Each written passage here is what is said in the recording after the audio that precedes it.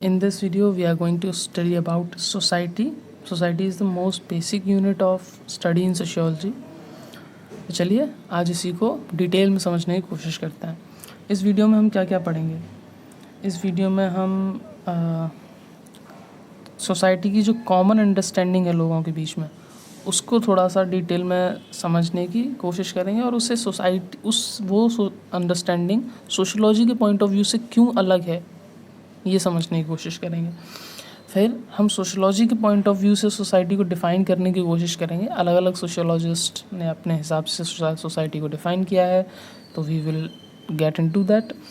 फिर हम सोसाइटी की कैरेक्टरिस्टिक्स की बात करेंगे और फिर कुछ इम्पॉर्टेंट नहीं बट बेसिक थियरीज़ की बात कर लेंगे, जो आपके अगर आंसर्स में वैल्यू एडिशन का काम कर सकते हैं अगर आप उन्हें ऐड करते हैं तो let's get into the video with that.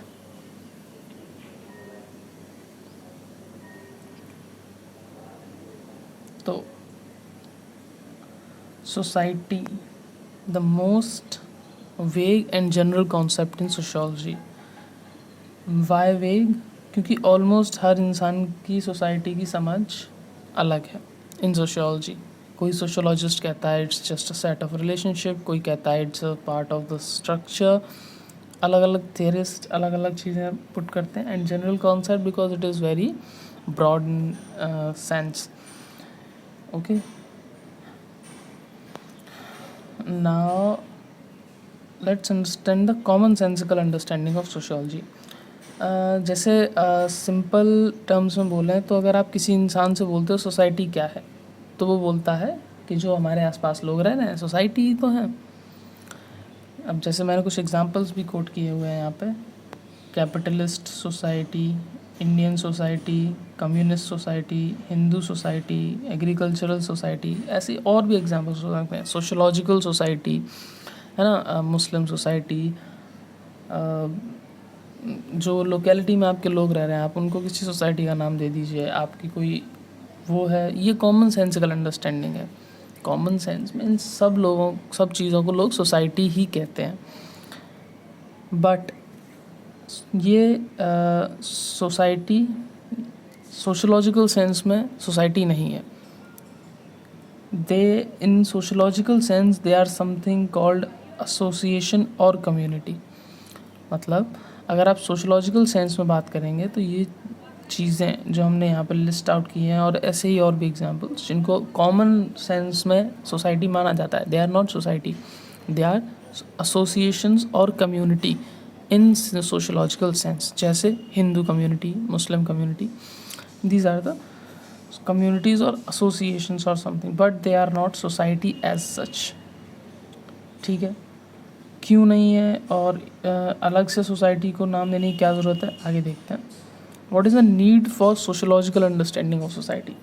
मतलब अगर सोसाइटी की एक कॉमन सेंस अंडरस्टैंडिंग है लोगों के अंदर, तो उसी को सोशोलॉजी ने अडॉप्ट क्यों नहीं कर लिया? एक अलग सोशोलॉजिकल अंडरस्टैंडिंग बिल्ड करने की क्या ज़रूरत थी?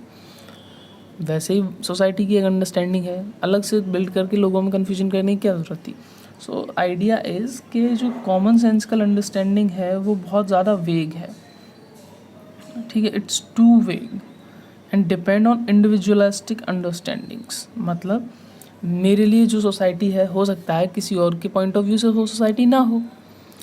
कोई चौथा इंसान बोले ये सोसाइटी नहीं है, कोई पांचवा बोले है ये सोसाइटी। तो दिस इज़ थिंग कि कॉमन सेंस में इंडिविजुअल पॉइंट ऑफ व्यू लोगों की डिसाइड करते हैं कि कौन सी चीज़ वो सोसाइटी कंसीडर कर रहे हैं, कौन सी चीज़ नहीं कर रहे हैं। और जो इंसान कंसीडर कर रहा है उसके जो पैरामीटर्स हैं सोसाइटी को कंसीडर करने के, ये चीज़ है इसलिए ये सोसाइटी है, या जो नहीं कंसीडर कर रहा है कि इसमें ये चीज़ नहीं है, इसमें ये चीज़ नहीं है इसलिए ये सोसाइटी नहीं है, वो क्लियर ही नहीं है, वो बहुत वेग है, वो पर्सन टू पर्सन डिफरेंट है। पहली चीज़ तो ये। And common sensical understanding is too dynamic and subject to change. मतलब जो कॉमन सेंसिकल अंडरस्टैंडिंग है लोगों की वो बहुत ज़्यादा डायनामिक है। अगर आप किसी ट्राइबल पर्सन से जाके पूछेंगे कि आपके लिए सोसाइटी क्या है, समाज क्या है, तो वो अपनी ट्राइबल कम्युनिटी का एग्जाम्पल देगा। मान लीजिए अभी उसने पढ़ाई कर ली, वो थोड़ा सा सिविलाइज्ड जगह में रहने लगा, किसी सिटी में आ गया, तो उसके लिए सोसाइटी की अंडरस्टैंडिंग बदल जाएगी। It is too dynamic and subject to change. और ये दोनों चीज़ें, मतलब बहुत ज़्यादा वेग होना और बहुत ज़्यादा डायनामिक होना, ये दोनों चीज़ें हमारी साइंटिफिक डिसिप्लिन के लिए अच्छी नहीं होती है। एक साइंटिफिक डिसिप्लिन वो होता है जिसमें चीज़ें क्लियर हो और डिफाइंड हो। क्योंकि ये एक साइंटिफिक डिसिप्लिन के अकॉर्डिंग सही नहीं है, इसलिए हमें एक सोसाइटी की सेपरेट अंडरस्टैंडिंग की ज़रूरत पड़ी इन सोशियोलॉजी। ओके, ताकि वही अंडरस्टैंडिंग यूनिवर्सली एक्सेप्ट की जा सके। चलिए अब सोसाइटी की कुछ डेफिनेशंस देख लेते हैं। जीडीएम कोल के according society is the complex of organised association and institution within a community. मतलब सोसाइटी क्या है? एसोसिएशंस और इंस्टीट्यूशन के ऑर्गेनाइजेशन है और एक कम्युनिटी के अंदर।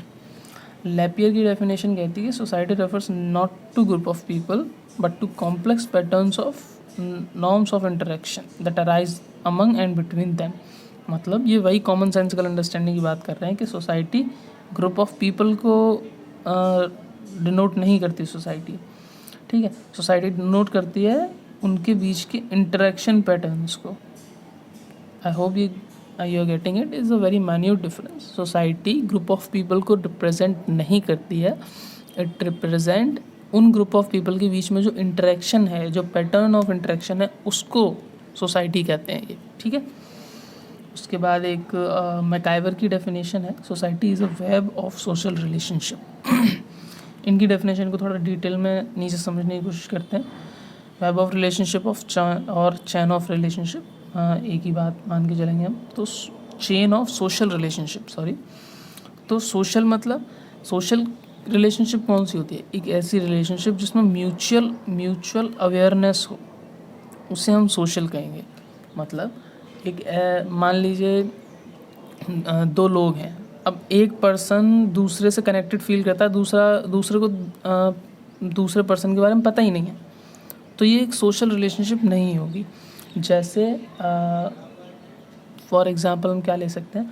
हाँ, मान लीजिए शाहरुख खान का कोई एक फ़ैन है, वो फ़ैन उसके लिए डेली कुछ बनाता है, डेली उसकी पूजा करता है, मान लीजिए लिटरली वो पूजा करता है मंदिर में रख के डेली शाहरुख खान की। लेकिन शाहरुख खान को पता ही नहीं है उसके बारे में, शाहरुख खान उससे कभी मिला नहीं है, उसके कभी टेक्स्ट नहीं हुए देखे, उससे कभी बात नहीं हुई। तो ये जो रिलेशनशिप है शाहरुख खान और उसके फ़ैन के बीच में, it is not a social relationship. क्यों? क्योंकि उसमें म्यूचुअल अवेयरनेस नहीं है, सिर्फ फ़ैन अपने उसको एड्रेस कर रहा है, शाहरुख खान को पता ही नहीं है इस फ़ैन के बारे में, ठीक है। This is not a social relationship. Social relationship कैसी होगी? दो दोस्त हैं, आपस में बातें करते हैं, एक कोई भी बात कर रहा है तो दूसरा रिस्पॉन्ड करता है, दूसरे को पता है कि उस म्यूचुअली अवेयर हैं एक दूसरे के बारे में, it is the social relationship, okay. और रिलेशनशिप का बेसिकली यहाँ पे मतलब सिर्फ इतना नहीं है कि जो हम कॉमन सेंस में रिलेशनशिप लेते हैं वही नहीं। रिलेशनशिप का मतलब यहाँ पे है इंटरेक्शन से, मतलब they are interacting with each other. तो ज़रूरी नहीं है कि रिलेशनशिप वही ब्लड रिलेशनशिप या फिर कज़िन और वो वाली रिलेशनशिप या बॉयफ्रेंड गर्लफ्रेंड की या मैरिड पीपल की वो वाली रिलेशनशिप नहीं, यहाँ रिलेशनशिप रेफर्स टू इंटरेक्शन।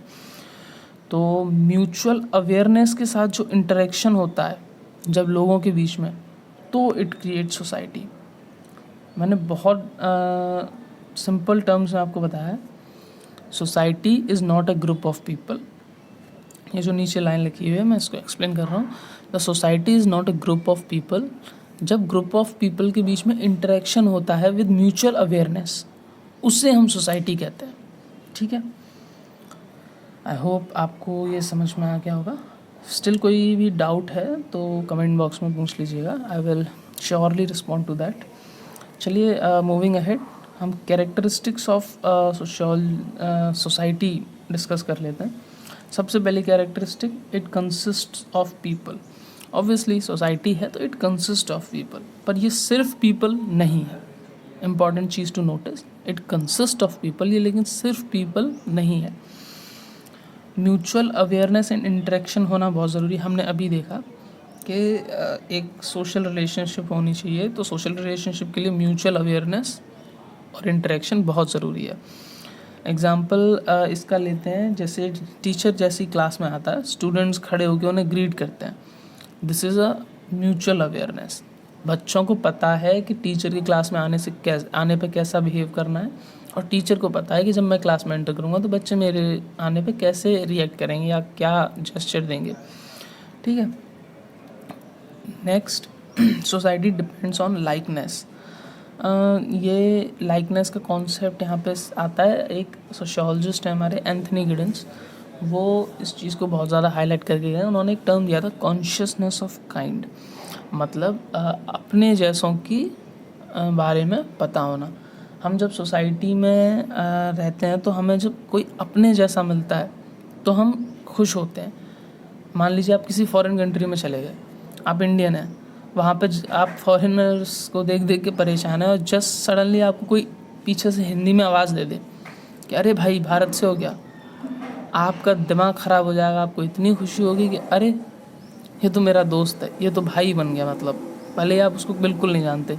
ये जो कॉन्शियसनेस ऑफ काइंड की बात करते हैं, ये एंथनी गिडेंस कहते हैं कि आप अपने आप को किसी से लाइकनेस, किसी से सिमिलर समझने लगते हैं और उससे वैसे ही ट्रीट करते हैं। तो सोसाइटी जो है वो इस चीज़ पे डिपेंड करती है, society depends on likeness. Okay, now next point is cooperation and division of labour. Society also rest on differences. अब ऐसा नहीं है कि सब कुछ सेम ही सेम होता है सोसाइटी में, सब कुछ सेम हो जाएगा थिंग्स विल गेट बोरिंग। तो society also rests upon differences, जैसे differences in gender, differences in resources जो लोगों के पास हैं, differences in terms of their ideas. ऐसा नहीं है कि सभी लोग सेम आइडिया लेके चल रहे हैं, सब हर किसी के पास अपने अपने आइडियाज़ हैं।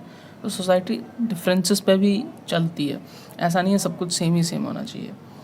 Cooperation and division of labor is another characteristics of society, especially in the complex modern societies. हम तो आज के टाइम में जानते हैं कि division of labor is a very significant feature of modern society.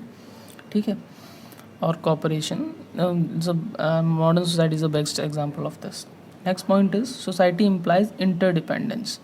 Society implies interdependence, इसका मतलब क्या है कि जैसे मैंने एग्जांपल में लिखा हुआ है, इन्फेंट डिपेंड्स ऑन पेरेंट्स। जब एक इन्फेंट बेबी की बॉर्न होता है तो उसको वो पेरेंट्स पर डिपेंडेंट होता है, उसको कम से कम साल भर के लिए पेरेंटल केयर चाहिए, और वो नहीं मिली तो शी माइट डाई। तो इसीलिए this is the best example कि अगर ह्यूमन सोसाइटी को चलाना है तो ये इंटरडिपेंडेंस पे ही चलेगी।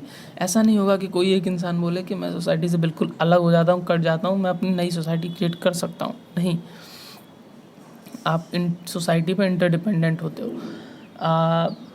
अगर कोई रिच पर्सन भी ये बोले ना कि मेरे पास बहुत पैसा है, मैं चाहूँ तो सोसाइटी से कट जाऊँगा बिल्कुल, मुझे बिल्कुल किसी की ज़रूरत नहीं पड़ेगी, ऐसा नहीं होगा। आप अगर कुछ कमा रहे हो तो आपके अंडर जो लोग काम कर रहे हैं आप उन पर डिपेंडेंट हो, तब क्योंकि वो आपके लिए काम कर रहे हैं तभी आप कमा पा रहे हो। अगर आपको कहीं जाना है तो आप किसी और पर्सन पे ही डिपेंडेंट हो कि वो आपको ट्रांसपोर्ट से ले जाए। अगर आप अपने पर्सनल व्हीकल से जा रहे हो तो आपको पेट्रोल की ज़रूरत पड़ेगी, वो आपको पेट्रोल पंप से मिलेगी। तो it is a very complex network और हर चीज़ एक दूसरे पे इंटरडिपेंडेंट करती है।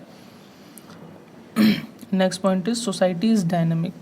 सोसाइटी इज़ डायनामिक, ऑब्वियसली ये कंटिन्यूसली चेंज होती रहती है।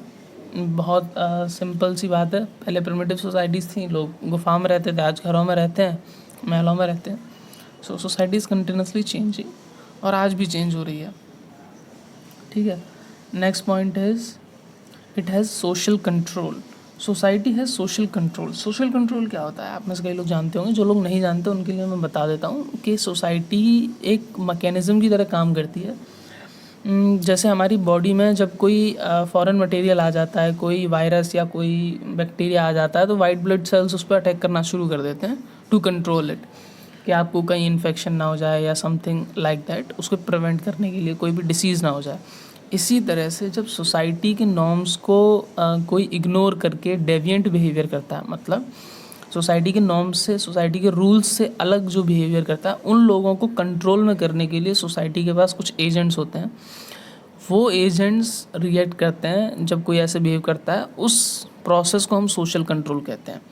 बेस्ट एग्जांपल मैं देता हूँ आपको, marriage is a institution, family is a institution. जब कोई पर्सन इंडिया में लव मैरिज करने की कोशिश करता है, तो क्योंकि वो सोसाइटी के हिसाब से डेविएंट बिहेवियर है, क्योंकि सोसाइटी के रूल्स और नॉर्म्स अलाउ नहीं करते लव मैरिज इंडिया में एज ऑफ नाउ, तो इस चीज़ को एक डेविएंट बिहेवियर माना जाता है। और फैमिली और marriage as a social institution एक एजेंट की तरह काम करते हैं सोशल कंट्रोल के लिए, कि फैमिली वाले आप पे प्रेशर बनाएंगे, फैमिली वाले आप पे प्रेशर बनाएंगे कि ऐसे नहीं करना है, ये नहीं करना है, दिस इज़ वेरी रॉन्ग, हम ऐसे अलाउ नहीं करते हैं।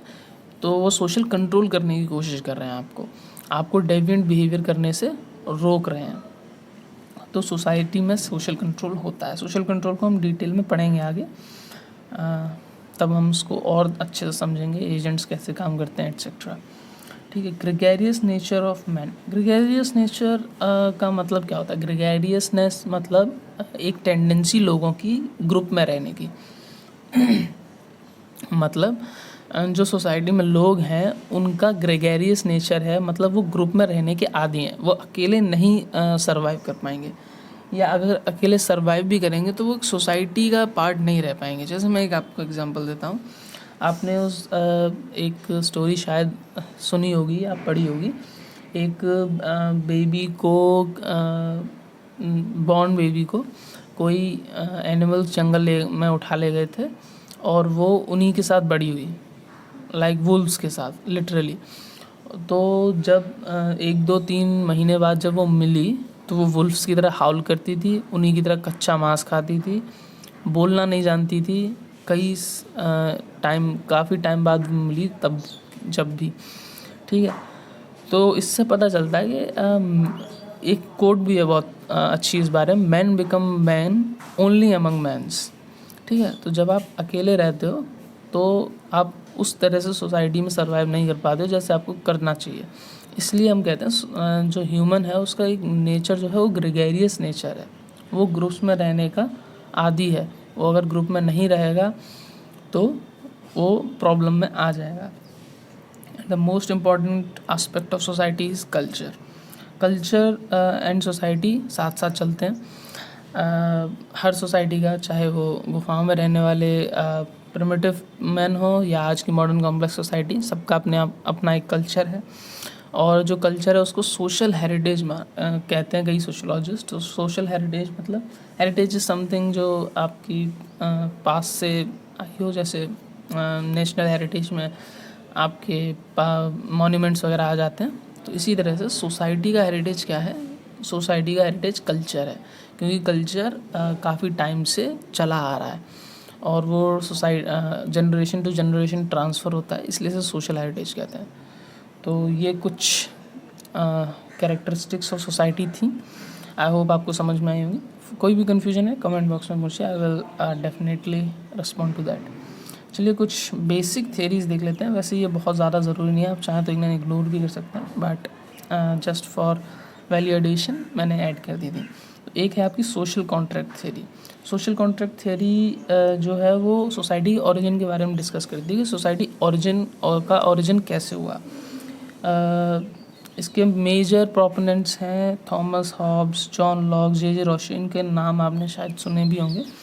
इन लोगों ने सोशल कॉन्ट्रैक्ट थ्योरी दी थी जो एक्सप्लेन करती है सोसाइटी का ओरिजिन कैसे हुआ। और सोसाइटी का बेसिक जो कहना है वो ये है कि सोसाइटी हमेशा से नहीं थी, सोसाइटी एग्जिस्टेंस में आई इंडिविजुअल्स की वजह से, और किन इंडिविजुअल्स की वजह से? कुछ इंडिविजुअल्स इकट्ठे हुए, उन्होंने आपस में कॉन्ट्रैक्ट किया, एक एग्रीमेंट में आए कि हम अपने अपने ये फ्रीडम्स वगैरह सरेंडर करते हैं किसी ऐसे पर्सन को जिसे हम अपना लीडर समझेंगे या something, and he will rule us on behalf of us. इस तरह से सोसाइटी फॉर्मेशन में आई। आप जब पॉलिटिकल साइंस वगैरह डिटेल में पढ़ेंगे अगर कभी, तो आपको ये अच्छे से समझने को मिलेगी ये थ्योरी। बेसिकली कहते हैं कि सोसाइटी एग्जिस्टेंस में आई एक एग्रीमेंट की वजह से जो इंडिविजुअल्स ने आपस में किया, ठीक है। The next theory is the organismic theory. ये जो है सोसाइटी को एक बायोलॉजिकल सिस्टम की तरह मानती है। मेन प्रोपोनेंट्स इसके Plato, Aristotle, Herbert Spencer modern time में इसके बहुत बड़े प्रोपोनेंट रहे हैं।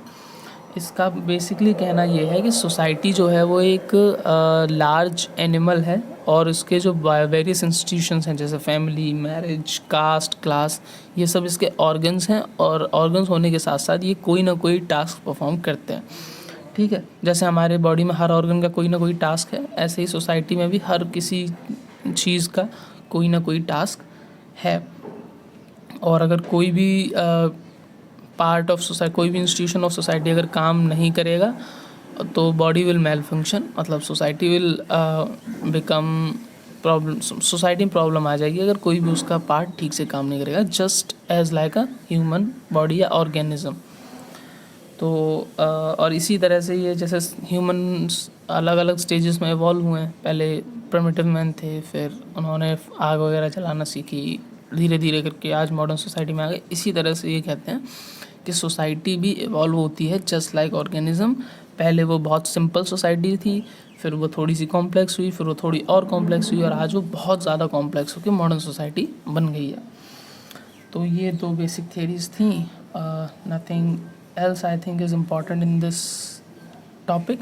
अगर आपको लगता है कुछ मैंने मिस किया तो please do tell me in the comment box, I will try and respond. With that, this lecture comes to an end, and with that एक quote मैं आप लोगों को शेयर करना चाहूँगा। While economics is about how people make choices, sociology is about how they don't have any choices to make. Very interesting thought. इस बारे में ज़रूर सोचना। बर्ट्रैंड रसल की ये थॉट है। मैं इन थॉट्स को इनकलकेट करने का बेसिकली आइडिया यही है कि आप अपने आप को थोड़ा सा पुश करें to think toward, to think with a different perspective. अगर मैं इसकी बात करूँ तो sociology is about how they don't have any choices to make. अगर आपको ये लाइन नहीं समझ में आ रही है तो एक टॉपिक मैं बता रहा हूँ which is called social construction of reality. आप इसके बारे में सर्च करें, थोड़ा सा पढ़ें, you will definitely understand this thought. And on that note, thank you very much. अगर आपको ये वीडियो पसंद आया तो प्लीज़ लाइक एंड शेयर करें। It takes a lot efforts to make these videos, and also share to your friends जिनको भी ये ज़रूरत हो। And on that note, thank you very much, have a good day.